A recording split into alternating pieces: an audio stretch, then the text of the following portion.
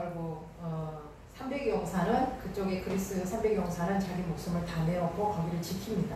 하여튼 그렇게 해서 테르모필레에서 전투를 마치고 이 여기서 끝난 게 아니고 이 밑으로 쭉 보면 이 바다 쪽에 네모난 거 보이신가요? 밑에 중간쯤에 이게 살라미스 해전이라고 합니다. 살라미스 해전. 여기가 아테네하고 이쪽에 가까운 곳인데요.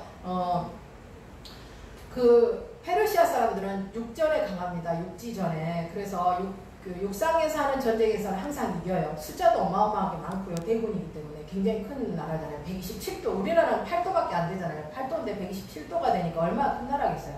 근데 이 페르시아가 지금으로 말하면 이란이거든요. 이란 지금 못 살죠. 근데 옛날에는 엄청난 세력을 가지고 있는 게 페르시아였어요. 근데 이 페르시아에 이 구대군이 쫓아왔을 때 이 아테네나 스파르타는 사실 페르시아를 해볼 수가 없어요. 그렇지만 아테네와 스파르타의 장점이 있어요. 이 사람들이 바다를 끼고 있기 때문에 해전에 강해요. 해전에 강해가지고 여기 살라미스라는 곳에 이곳에 배로 전투를 치는데 역시나 페르시아가 어마어마한 배를 가지고 와요. 하지만 이 아테네와 스파르타 사람들은 배도 작고 수도 좁고 그러지만은 이 지형을 이용한 데다가 자기들이 자기들의 실력을 10분 발휘해서 살라미스 전투에서 이 그리스 군대가 이겨요. 그 많은 페르시아 군대를. 그렇게 이겼는데 그때 페르시아 사람들이 너무 많이 죽은 거예요. 그래서 인류 역사상 가장 많이 죽은 전쟁이 살라미스 전이랍니다. 기억해 주시면 좋겠습니다. 이 배로 치른 전쟁 가운데 우리나라 물론 이순신이 전투를 잘하시지만 여기에서 죽은 만큼의 숫자가 죽진 않았대요. 엄청나게 많은 사람이 죽어서요. 이제 혹자가 말하기를 크세르크세스가 전쟁을 일으켜서 갔을 때 500만을 데리고 갔다고 쳤을 때 400만이 거기서 다 죽었대요. 전체 아까 그 테르모필레 전투나 살라미스 해전 다 합쳐서 400만이 죽고요. 딱 100만이 살아온 거예요. 500만이 갔는데 400만이 죽고 100만이 죽었으니까 5분의 4가 죽고 5분의 1이 살아서 돌아온 거예요. 그만큼 많은 희생자를 치렀고요. 그렇게 하면 얼마나 나라가 기우뚱해지겠어요. 그래서 결국 이 살라미스 해전에서 어마어마한 사람들이 죽고 크세르크세스는 퇴각을 하게 돼요. 근데 자기 혼자 퇴각을 한 게 아니고요. 사람들을 남겨놔요. 30만 병의 그 군인들을요. 마르도니우스라는 그 군대 장관한테 테실리아에다 남겨놓은 거예요. 30만. 이제 앞으로 다음에 군대를 재정비해서 쳐들어올 걸 생각했겠죠. 자기가 치욕을 싣고 싶은 마음이 있었을 거예요. 그리고 나서 겨울이 가고 다시 봄이 왔어요. 그러니까 이 30만 군대를 건드리고 있던 마르도니우스가 생각을 한 거예요. 이번에 내가 이 아테네를 다시 쳐들어가서 아까 여기 보이는 아테네 있죠. 해전 가까운데 이 아테네를 내가 쳐들어가서 내가 이번에 꼰대를 보여주고 이겨가지고 상도 타고 그래야지 라고 마르도니우스가 생각했어요. 그래가지고 이 테실리아에서 이 아테네를 쫓아가요. 그래가지고 아테네에서 거기서 바로 어디로 가게 되냐면 그 옆에 플라타리아라는 곳에 가가지고 평야에서 전쟁을 하게 돼요. 근데 30만이 가서 전쟁을 했는데 거기 그리스 군인하고 전쟁을 해가지고 한나절 만에 24만 7천 명이 죽어요. 페르시아 군대만. 그래서 나머지 간신히 살아남은 사람들은 포로가 되거나 아니면 부상병이 돼가지고 간신히 살아남거나 도망가거나 하고 그 많은 사람들이 죽는 일을 일어나는 거예요. 그러니까 결국 이 페르시아 군대는 크세르크세스 때 무려 전쟁을 3번 한 거예요. 아까 하신 것처럼 테르모필레 전투에서 한 번 졌고 그 다음에 살라미스 전투에서 어마어마하게 졌고 그리고 나서 그 마르도시우스에게 맡겨놨는데 뒤에 플라타리아 전투에서 또 죽고 그래서 크세르크세스가 엄청나게 돈이 많고 부자였음에도 불구하고 국세가 기울어져요. 그러겠죠. 그 많은 사람이 죽고 그 많은 전투를 치르려면 얼마나 많은 그 비용이 들어갑니까? 근데 거기서 이기지 못하고 다 져버렸기 때문에 결국 페르시아는 점점 하락의 길을 가게 됩니다. 이렇게 페르시아가 이런 어렵게 군대를 해서 결국 진 이야기에 대해서 이야기를 했어요. 근데 오늘 다니엘서 11장 1절을 한번 보실까요? 다니엘서 11장은요, 사실 읽으면 잘 이해가 안 되는 장소입니다. 근데 오늘 이거를 같이 듣고 나면 조금 더 이해가 잘 되시지 않을까라는 생각이 듭니다. 다니엘서 11장 2절 아까 읽었는데 한번 다시 한번 읽어볼까요? 시작. 이제 내가 참된 것을 내게 보이리라. 보라, 바사에서 또 새 왕들이 일어날 것이요. 아멘. 여기까지. 자, 여기에서 보면 바사라고 나오죠. 성경의 바사는 페르시아 페르시아가 바사입니다. 바사, 페르시아 이렇게 생각하시면 됩니다. 바사가 어디다고요? 페르시아. 지금으로 말하면 어디? 이란. 예, 이란입니다. 이란인데 그 바사에서 세 왕들이 일어난대요. 자, 아까 우리가 고레스 이후에 페르시아의 왕들을 봤습니다. 근데 왕들이요, 고레스 이후에도 왕들이 많이 있어서 11명이나 있었어요. 고레스 이후에 10명이 더 있었는데요. 이 첫 번째 고레스 왕으로부터 해서 마지막 다리우스 3세 이렇게 11번째 왕까지 모두 220년의 세월이 흐릅니다. 그러니까 페르시아의 왕조가 220년 동안 건재하게 있었다고 생각하시면 됩니다. 근데 고레스 이후로 10명의 왕들이 더 왔었는데요. 이 중에서 성경에서 말하는 아까 방금 전에 말한 읽어본 바사에서 또 새 왕들이 일어난다라고 했잖아요. 근데 아까 제가 설명한 왕들이 3명 있었죠. 고레스 이후에 다리우스 왕이 있었죠. 다리우스 히스타페스 마라톤 전쟁을 일으킨 왕 제가 이야기했죠. 그리고 또 유명한 왕이 에스더의 남편인 크세르크세스 아하수에로 왕이고요. 그리고 에스더의 아들이었다고도 보기도 하고 크세르크세스의 첫 번째 부인인 와스더의 아들이었다고 보기도 하는 아닥사스다 1세 롱기마누스 6번에 있는 아닥사스다 1세 롱기마누스가 있습니다. 아닥사스다 1세 롱기마누스는요. 에스라하고 느헤미야에 보면 나와 있는 왕이 바로 아닥사스다 1세입니다. 이 아닥사스다 1세는 크세르크세스의 아들이기도 하고 에스더가 낳은 아들이라는 말도 있고 그 전에 부인인 와스디가 낳은 아들이라는 말도 있습니다. 근데 이 롱기마누스라는 말의 뜻은요. 손이 긴 사람이라는 뜻이래요. 손이 긴 사람. 롱이잖아요. 롱. 그렇게 외우시면 되겠죠. 근데 실제로 롱기마누스는요. 오른쪽 팔이 더 길었다고 해요. 롱기마누스가. 아닥사스다 롱기마누스가. 그러니까 바사에서 일어난 고레스 이후의 새 왕을 생각한다면 아마도 다리우스, 그 다음에 크셀크세스였던 아하수레로, 그리고 롱기마누스 아닥사스다 1세가 아닐까라고 생각하시면 됩니다. 그렇게 새 왕이 일어나고 결국 아까 말씀드린 것처럼 이 다리우스 때 뭐 전쟁 2번 했지, 아하수에로, 즉 크세르크세스 때 전쟁 큰 거 3번 했지, 이렇게 하다 보니까 이 나라가 힘을 너무 많이 잃어버려가지고요. 220년이라는 세월이 흐른 다리우스 3세 때 멸망을 하게 되는데 누구에 의해서 멸망을 하게 되냐면요. 바로 여러분 잘 아는 알렉산더 대왕에 의해서 멸망을 하게 됩니다. 알렉산더 아시죠? 네. 네, 알렉산더 아시죠? 알렉산더 굉장히 유명한 사람인데 알렉산더가 왕이 돼가지고 알렉산더가 근데 어디에서 일어난 사람이냐면요. 여기 보면 지도에 이쪽에 왼쪽 끝에 마케도니아라고 보이십니까? 네. 여기가 알렉산더가 살았던 곳이에요. 알렉산더의 아버지는 필립이라는 사람이었는데요. 그리스의 여러 나라들이 연합해가지고 왕이 됐대요. 그 필립 왕이 마케도니아에서 왕이 돼서 일으켜가지고 왕이 돼서 일으키면서 다른 사람들도 많이 죽였겠죠. 그래서 알렉산더의 아버지 필립 왕은요, 다른 사람에 의해서 암살을 당해서 빨리 돌아가셨대요. 그래서 알렉산더가 왕이 됐을 때는요, 20살 남짓, 이제 젊은 20살밖에 안 되는 그런 알렉산더가 왕이 된 거예요. 그래서 여기서 왕이 돼가지고 이게 지금 알렉산더가 쭉 전쟁을 치르는 거예요. 근데 알렉산더가 첫 번째 전쟁을 치르는 곳이 어디냐면요. 여러분이 잘 아시는 것처럼 트로이 아시죠? 트로이 예. 목마하는 트로이에서 첫 번째 전쟁을 치렀어요. 근데 전쟁을 치르면서 트로이에서 알렉산더가 거기 있는 모든 신들에게 제사를 드렸대요. 그러면서 선전포고로 시작하고 세계로 전쟁을 하고 나가기 시작한 거예요. 근데 알렉산더는요, 너무너무 전쟁을 잘했어요. 20살 때 전쟁을 하기 시작했는데요. 얼마 동안 전쟁을 했냐면요. 10년 동안 이렇게 돌아다니면서 전쟁을 했어요. 그래서 어디까지 오게 됐냐면 여기 끝에 동그라미 제가 그리고 있는데 보이시나요? 여기가 인더스 강이라는 곳이에요. 인더스 강이라는 곳이 있는데 이 인더스 강까지 와가지고 여기서 여기까지 오는데 거의 10년이 걸렸다고 합니다. 근데 광고마다 알렉산더가 이겼어요. 근데 피를 흘리고 전쟁을 했냐? 그게 아니었어요. 알렉산더는요, 아리스토텔레스의 제자였어요. 그래서 학문도 굉장히 좋아하고요. 전쟁 때도 일리우스 책이랑 그런 호메로우스 이런 신화들을 갖고 다니면서 읽을 정도로 책을 좋아하는 사람이었어요. 근데 알렉산더는 그래서 굉장히 문화적인 정치를 하죠. 근데 알렉산더가 페르시아가 정복해 있던 많은 나라들을 정복하러 갔는데 사람들이 알렉산더를 환영한 거예요. 와, 태양의 신의 아들이 왔다! 하면서 막 환영을 한 거예요. 태양신의 아들이 왔다고. 왜 그런지 아세요? 그동안 220년 동안 페르시아의 왕들이 세금 많이 가져갔죠. 자식들 데려가서 전쟁에 가서 다 죽게 했죠. 너무너무 국가의 사람들을 힘들게 한 거예요. 그 넓은 제국을 운영하면서 백성들을 너무 힘들게 했기 때문에 많은 사람들이 이제 질릴 대로 질리고 지칠 대로 지쳐있는 상황이었는데 알렉산더가 들어오니까 오히려 환영을 하고 적국에서 온 게 아니라 마치 그 자기들을 구하러 온 구세군처럼 받아들인 거예요. 그래갖고 막 태양신의 아들이 왔다고 환영을 하고 반가워한 거예요. 심지어 어디에서도 환영을 했냐면요. 여러분이 잘 아는 여기 밑에 보이는 이집트 있죠.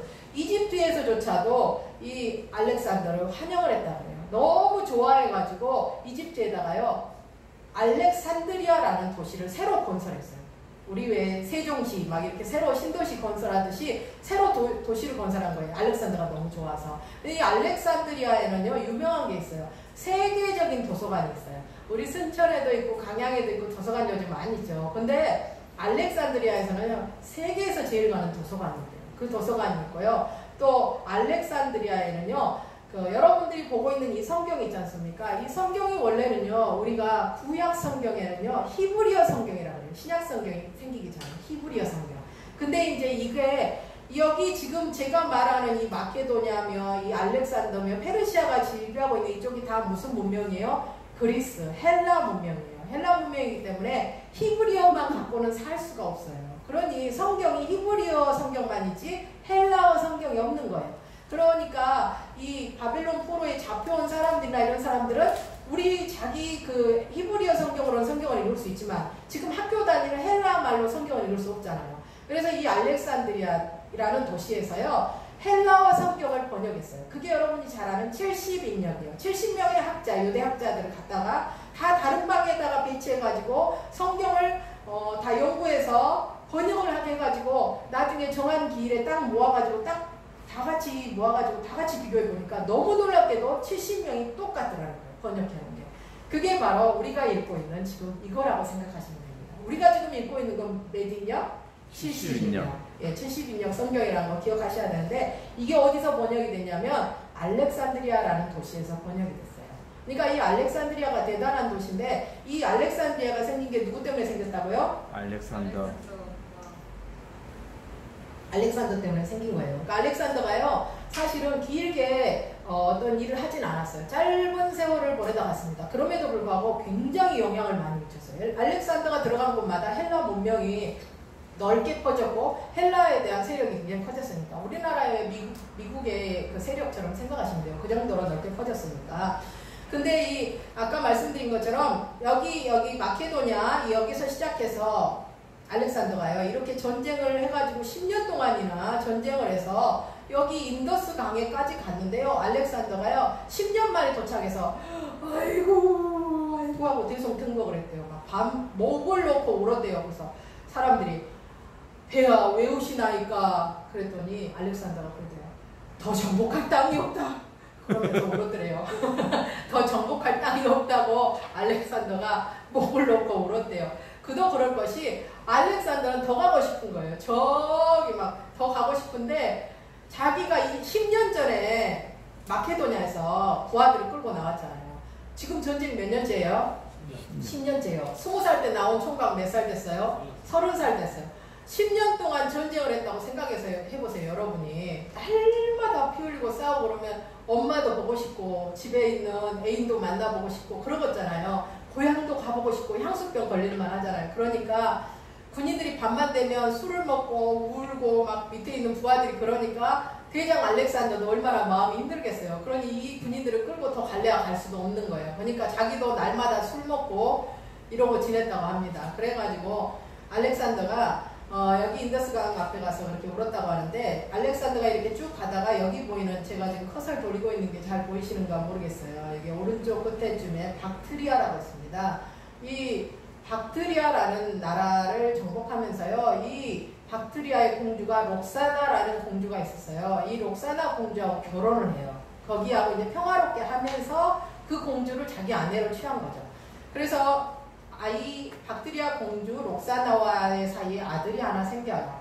근데 이 알렉산더가 여러분 아시는 것처럼 33살에 죽어요. 빨리 죽죠. 근데 이제 사람들 말로는 술을 많이 먹고 열병에 걸려서 죽었다라고 말하기도 하고 또 어떤 분들은 간혹 워낙 이제 전쟁을 오랫동안 했기 때문에 미워하는 사람들이 많았겠잖아요. 그래서 암살을 당했을 수도 있다라고 말하는 사람도 있어요. 근데 이제 지금까지 알려진 바로는 술 먹고 열병에 죽었지 않았을까라고 알려져 있습니다. 하여튼 그렇게 33살에 전쟁한 지 11년 만에 자기 땅을 떠나서 이렇게 넓은 땅덩이를 정복을 하고 그 짧은 시간 안에 많은 나라에서 환영을 받고 알렉산더는 그렇게 자기 생을 마쳤어요. 근데 문제는 뭐냐면 자기 안에 그 록사나와 아들이 있었는데 어때요?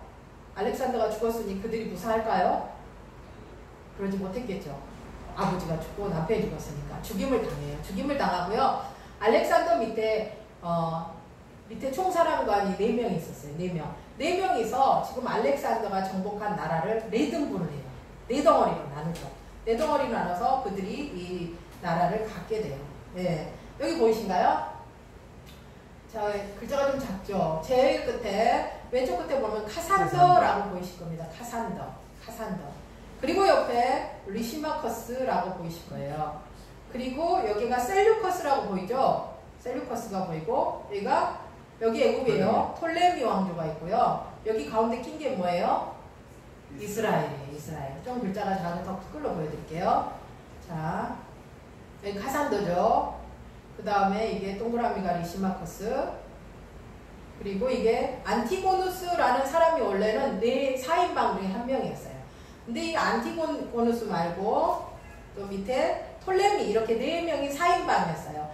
근데 이 4인방 중에 안티고누스가 생각을 한 거예요. 아, 나는 역시 내가 알렉산더의 뒤를 이을 사람이야 라고 생각을 했대요. 근데 그거를 남들이 안다 모른다? 금방 알아버렸어요. 그래가지고 이 카산더와 리시마스커스와 톨레미가 이 안티고누스를 제압한 거죠. 그래서 안티고누스가 갖고 있는 땅을 제압하고요. 그 자리를 톨레미가 차지하려고 했는데 거기에 톨레미 밑에 부하가 있었어요. 그 총사령관 부하가 있었는데 톨레미 밑에 있는 부하가 또 보통이 아니었던 것 같아요. 그 부하 이름이 누구냐면 셀류커스예요. 누구다고요? 셀류커스. 그래가지고 이 셀류커스라고 이름이 바뀌었죠. 이 셀류커스가 아까 안티고누스가 차지했던 그 자리를 제가 차지한 거예요. 그래가지고 이 셀류커스하고 톨레미가 원래는 톨레미가 위에 상관이고 셀류커스가 부하였잖아요. 근데 이 셀류커스가 야 내가 언제까지 네 부하할 줄 아냐? 하면서 대든 거예요. 그래가지고 안티고누스 자리를 자기가 차지하고 톨레미하고 셀류커스가 맞짱 뜨고 이제 싸우게 됐는데 얼마를 싸우냐면요. 150년을 싸웠어요. 몇 년요? 150년. 이게 그래서 위에 아수르하고 밑에 애굽하고 150년간 싸운 유명한 세계적인 전쟁이 된 겁니다. 150년. 여러분 150년 동안 전쟁이 있으면 어찌 살까요? 사는 게 아니겠죠. 근데 가운데 뭐가 끼었어요? 이스라엘이 끼었어요. 그러면 어떻게 될까요? 이 군인들이 오고 가면서 여러분 군대가 오고 가면 어찌 될까요? 쑥대밭이 되죠. 더군다나 이스라엘은 자기 영역도 아니고 자기 나라도 아니니까 봐줄 일도 없고 도와줄 일도 없어요. 그리고 모든 걸 현지에서 조달해요. 그러면은 먹는 것도 현지, 여자들도 현지. 그러면 손에 누가 봐요? 이스라엘이 보는 거예요. 그래가지고 아시는 것처럼 이 톨레미가 셀류쿠스를 치러 올라가면 중간에 이스라엘을 또 밟고 가고 또 내려오잖아요. 내려오면서 또 이스라엘을 또 밟고 가고 수탈하고 약탈하고 강탈하고 가는 거예요. 이스라엘이 남아둔 게 있었을까요? 또 이번에는 반대로 셀류쿠스에서 내려온다고 생각해 보세요. 그럼 셀류쿠스가 내려오면서 또 다 쓸고 가죠. 또 자기 나라 올라가면서 또 쓸고 가죠. 이게 몇 년? 150년 동안 이렇게 왔다 갔다 한 거예요. 근데 생각해 봅시다. 우리가 성경에 보면 말라기에 이런 말씀이 있습니다. 말라기 1장 13절에 말라기 1장 13절에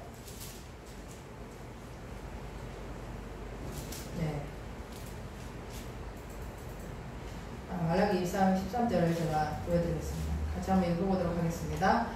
만군의 여호와가 이르노라 너희가 또 말하기를 이 일이 얼마나 번거로운고 하며 코웃음치고 훔친 물건과 저른 것, 병든 것을 가져왔느니라. 너희가 이같이 보물을 가져오니 내가 그것을 너희 손에서 받겠느냐? 이는 여호와의 말이니라. 이게 말라기 1장 13절에 나온 말입니다. 이스라엘 사람들이요 하나님 섬기는 걸 엄청 번거로워했대요. 옛날 성경에는 번패스럽다고 해요. 번패. 진짜 귀찮아요. 번거로워요. 하나님 섬기는 게 얼마나 귀찮은지 번거로운지 하면서 흐흐 하고 코웃음치고 훔친 물건, 저는 거, 병든 거 가져왔단 말이에요. 알아요? 몰라요? 하나님 알죠. 그리고 하나님 결국 그래서 이스라엘 사람들에게 떠나버리시죠. 떠나버리시고 나니까 어떤 일이 생겼어요? 방금 말씀드린 150년 전쟁이 일어난 거예요. 150년. 하나님이 섬기는 게 너무 귀찮아서 그 일을 번거스러워했더니 하나님이 떠나버리시고, 떠나고 나니까 남는 게 뭐냐? 이웃들한테 수탈당하고 약탈당하고 있는 거 다 빼앗기는 이런 일들을 당한 거예요. 여러분 그 노래에도 있기도 하지만 예수님 시대에 예수님이 하신 말씀 중에 그 밭에 감추인 보화 그거 아시죠? 밭에 감추인 보화 뭐 이렇게 부르는 노래 아시죠?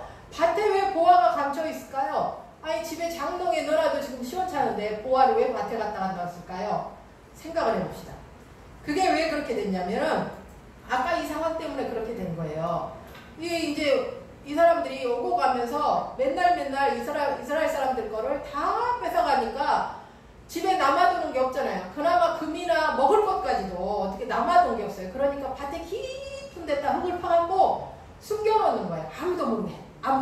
그렇게 숨겨놨는데 이제 이렇게 150년 왔다 갔다 하다가 이제 150년 사이에 죽은 사람 많았겠죠. 그러고 이제 그러다 보니까 뒤에 다른 사람이 그 땅을 샀을 수도 있잖아요. 그 땅을 사서 가갖고 이제 다음에 이제 곡괭이로 막 일을 하다 보니까 갑자기 띵 하더니 보니까 어이 뭐야 하고 보니까 보화가 거기 가득 있는 거예요.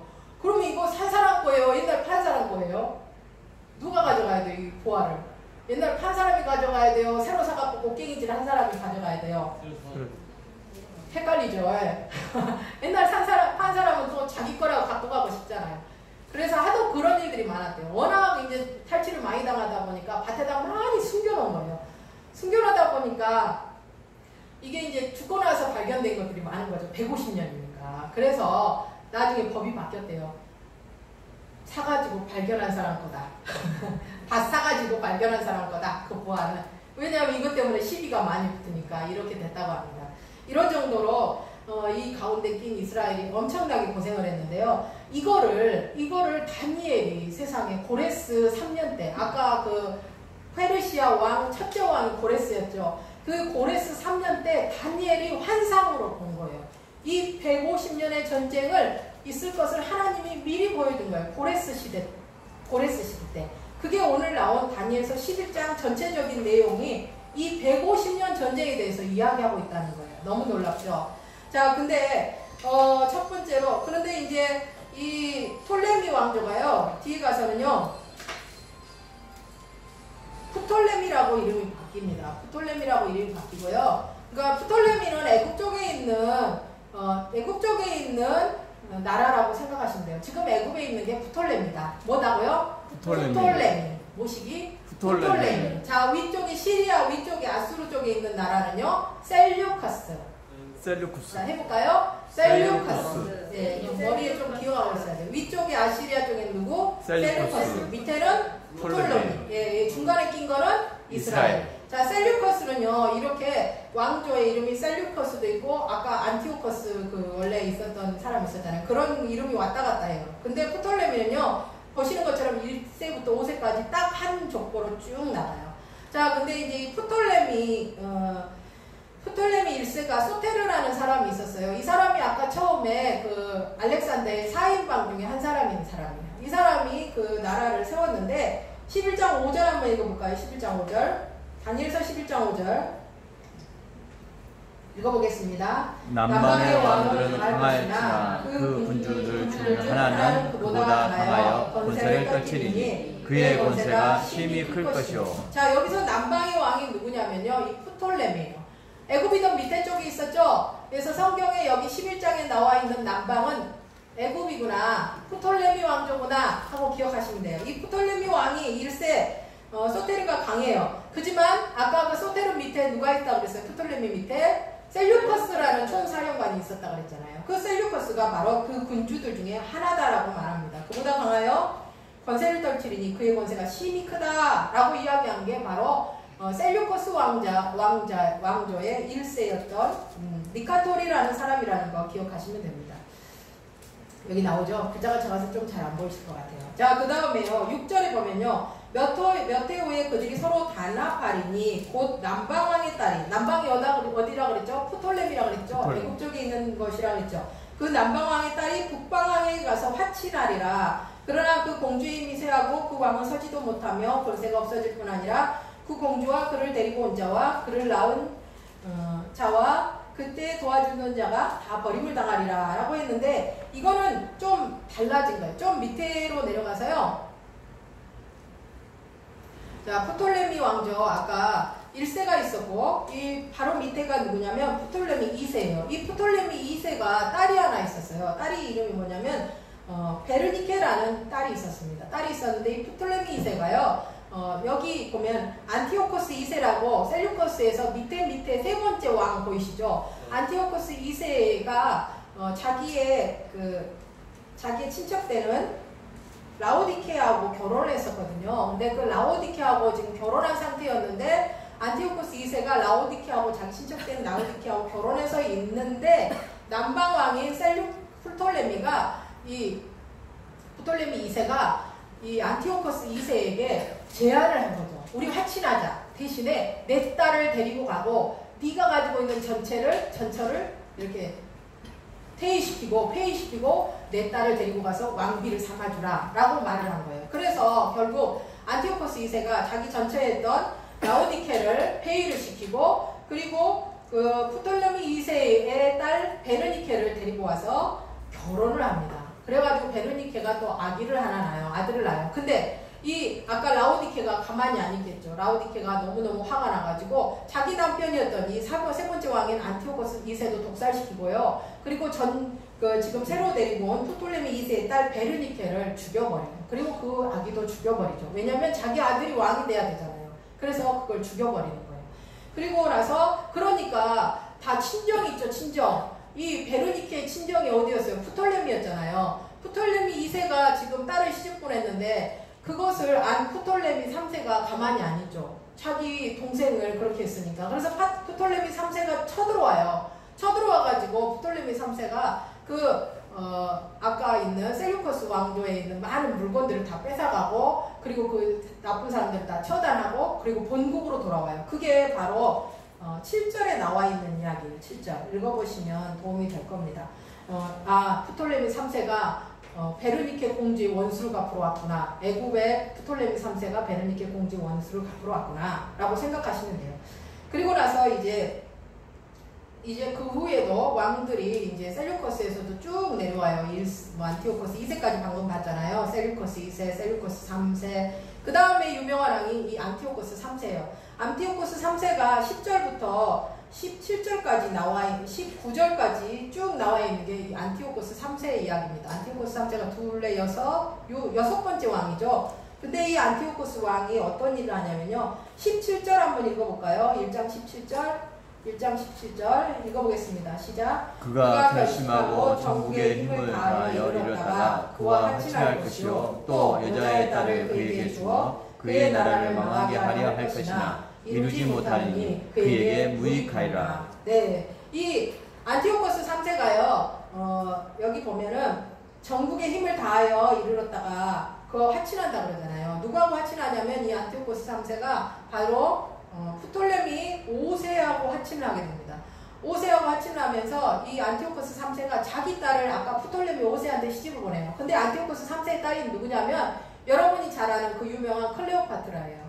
클레오파트라가 안티오코스 3세의 딸인데 이 클레오파트라를 정략 결혼시킨 거죠. 프톨레미 5세에게 시집을 보내면서 그걸 어떻게 잘 이용해서 자기 쪽으로 당겨오려고 시집을 보냈는데 이 클레오파트라도 보통이 아니었던 것 같아요. 아버지를 오히려 배신하고 자기를 판 거잖아요. 그러니까 아버지를 배신하고 로마하고 화친해가지고 시리아를 오히려 치는 아버지의 등을 때리는 그런 일을 이 클레오파트라가 합니다. 그게 나와 있는 내용이 1장 17절에 나와 있는 거예요.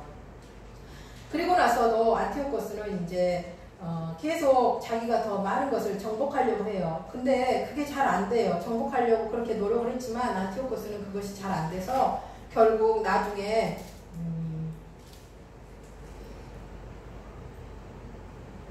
신전을 약탈하려다가 그리고 결국 살해돼서 부끄럽게 죽게 되는 이야기가 나와 있어요. 그게 1장 17절에서 19절이 안티오코스의 마지막에 대해서 이야기하고 있는 것입니다. 참고해서 여러분들이 집에 가서 읽어보시면 좋겠습니다. 그리고 이제 유명한 왕이 20절부터 나머지로 쭉 나옵니다. 20절에 보면요. 20절에 한번 읽어볼까요? 그 왕위를 이을 자가 악제 자를 그 나라의 아름다운 곳으로 두루 다니게 할 것이나 그는 분노하느나 싸움이 없이 몇 날이 못되어 망할 것이요 라고 나와 있죠. 여기에서 이 왕은 누구냐면요. 여기서 보이는 셀류커스 왕조의 셀류커스 4세가 이 필로파트르, 이 사람은 굉장히 악한 왕이었다고 합니다.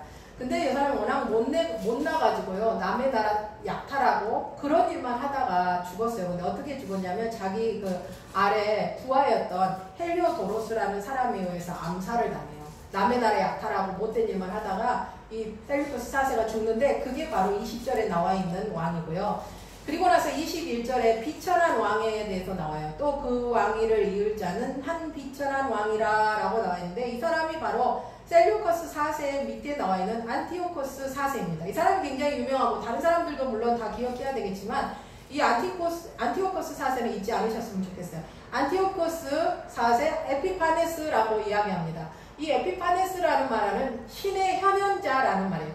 신이 자기한테 나타났다는 이야기죠. 하지만 이 사람이 얼마나 못된 일을 많이 했는지 이스라엘 사람들이 이 사람을 에피마네스라고 불렀습니다. 에피마네스. 이게 뭐냐면 미친놈 이라는 말이에요. 그만큼 못된 일을 많이 해가지고 이름을 에피마네스라고 불렀었는데요. 이 사람은 처음에 이제 애굽을 정복하려고 했어요. 가가지고 어떻게 좀 처음에는 잘해봤어요. 근데 처음에 어떻게 정복하려고 했냐면 애굽의 그 최상들을 불러서 밥을 같이 먹고 그 사람들한테 왜 우리도 로비하잖아요. 밥 먹고 막 술 마시고 하면서 로비하듯이 로비하고 그래가지고 처음에 좀 잘해보려고 하고 있다가 얼마 후에 다시 가봤는데 이 사람이 오래간만에 간 사이에 세계 판도가 바뀐 거예요. 그 사이에 누가 정복을 하고 힘이 생겨버렸냐면 로마가 세력을 잡아버린 거예요. 그래가지고 이 에피파네스가 다시 가서 보니 로마 함대가 애굽에가 쫙 깔려있는 거예요. 이 에피파네스가 굉장히 표독한 사람이었는데 로마 함대를 보는 순간 오금이 저려서 이기질 못하고 그냥 돌아서서 올 수밖에 없었어요. 로마 함대하고 자기가 해볼 수 없겠다는 결론이 났겠죠. 그러니까 이 돌아서면서 이를 갈면서 오면서 오는 중에 어디가 있어요? 이스라엘이 있잖아요. 지금 북왕조잖아요. 셀류커스는. 그래서 애굽에서 위에 이스라엘을 또 밟고 오게 되잖아요. 밟고 오면서 이 사람이 못할 일을 너무 많이 했어요. 얼마나 많은 일을 했냐면요. 그 이스라엘 사람들은 굉장히 성전을 중시하잖아요. 그 성전에다가 제우스 신상을 세워요. 그리고 이스라엘 사람들이 제사 드리는 걸 다 못 드리게 해요. 그리고 아이들이 할례를 받잖아요. 아이들 할례를 못 받게 해요. 할례 받은 애들도 죽여요. 그리고 할례 받게 하는 엄마들까지도 가만두잖아요. 그리고 이 이스라엘 사람들이 제일 싫어하는 게 뭐예요? 돼지인데 그 돼지 피를 신전에다가 이 사람들이 뿌려버려요. 그러니까 이스라엘 사람들이 막 아주 막 어떻게 해야 볼 수가 없을 만큼 난리가 나는 거예요. 그리고 모든 그 신들을 막 세워가지고요. 그 신들을 세워서 거기서 사람들한테 제사 드리고 절을 하게 해요. 제우스 신을 세워가지고. 그런 이스라엘 사람들이 싫어하는 게 뭐예요? 우상 숭배잖아요. 그러니까 이스라엘 사람들이 이곳에 분노하고 또 이제 모딘이라는 곳에다가 또 그 일을 하게 했어요. 우상 숭배하고 하고 하나님께 절하지 못하게 하고 그랬는데 거기에 마티디아스라는 사람이 제사장이었는데 그 사람이 그것에 울분하고 일어나서 반 운동을 한 거예요. 그래서 이때 일어난 게 뭐냐면요. 유다 마카비 혁명이 생긴 거예요. 그건 다음에 이야기해 드릴게요. 마카비라는 게 뭐냐면 유다 마카비우스가 뭐냐면요. 이런 거예요. 이렇게 왜 여러분들 굴렁쇠 같이 휘잉 돌리는 거 아시죠? 이게 좀 잘 안 돌아가는데 이 마카비 집안 식구들은 싸울 때 왜 옛날 보면 새 달려가지고 휙 돌리는 거 있지 않습니까? 그걸로 싸움을 그렇게 잘하는 거예요. 그래갖고 이 마티디아스 아들들이 중에 유다 마카비우스가 유명한데 아주 적은 숫자로 너무나 놀랍게도 이 셀류쿠스 군대를 다 물리치고 이기고 하는 일들을 해요. 저항 운동을 엄청나게 해요. 그게 이제 다음 시간에 들을 이야기인데 오늘 여기까지 들었습니다. 긴 이야기 잘 들어주셔서 너무 감사하고 오늘 이야기가 셀류쿠스와 톨레미 이야기를 많이 했습니다.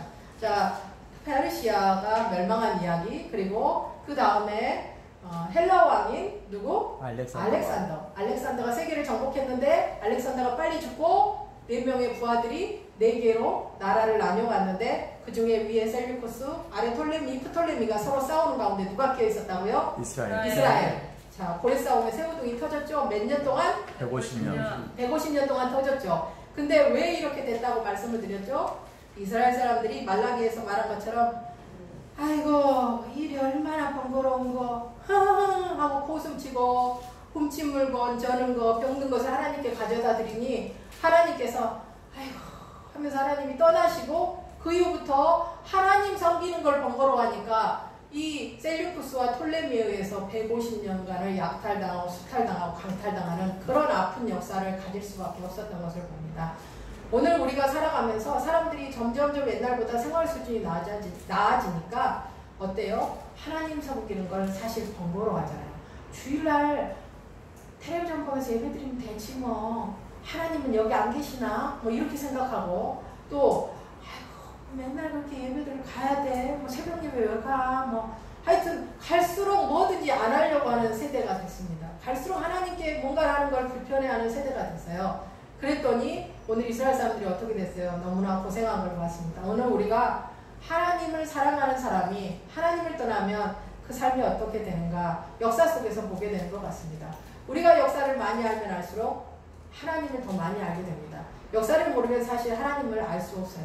그래서 역사를 배우는 건데 잘 들어주셔서 감사하고 우리가 여호와를 알고 힘써 알기를 원하고 여호와를 섬기되 더욱더 사랑하며 마음과 뜻과 힘과 정성을 다해서 섬기는 우리 교회 모든 식구들 그리고 제가 되기를 소원합니다.